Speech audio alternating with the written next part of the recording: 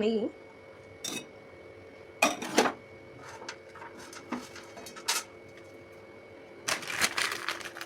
ரவை கொஞ்சம் போட்டு வச்சுக்கோங்க. ஒரு கப் ஆஃப் ரவை, பாதாம்,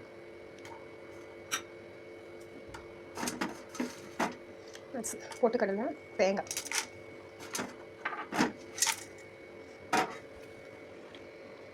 நிலக்கடலை,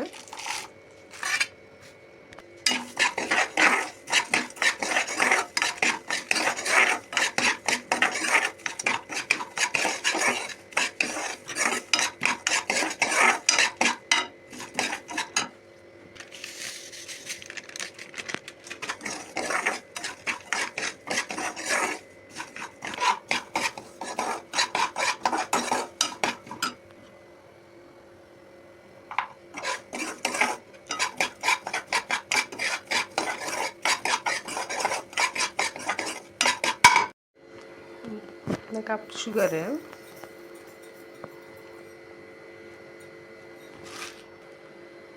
ரெண்டு பிடிச்சி ஏலக்காய், ரெண்டு நெய் டேஸ்ட் பிடிக்கணுன்றவங்க நெய்யை ஆட் பண்ணி பிசைஞ்சிக்கலாம். இல்லை இல்லை இதாக இருக்குன்றவங்க ஹாட் வாட்டர் யூஸ் பண்ணிக்கோங்க. ஹாட் வாட்டர் லைட்டாக பால் மிக்ஸ் பண்ணிக்கலாம்னா தாங்காது.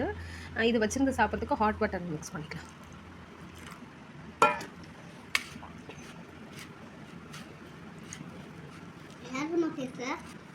இப்போ வந்து தண்ணி ஊற்றி ஓரளவுக்கு இது பண்ணியாச்சு. இப்போ குட்டி குட்டி பால்ஸாக உங்களுக்கு பிடிக்கிற ஷேப்பில் இது பண்ணிக்கோங்க. இந்த மாதிரி இதாக ஊற்றிக்கோங்க.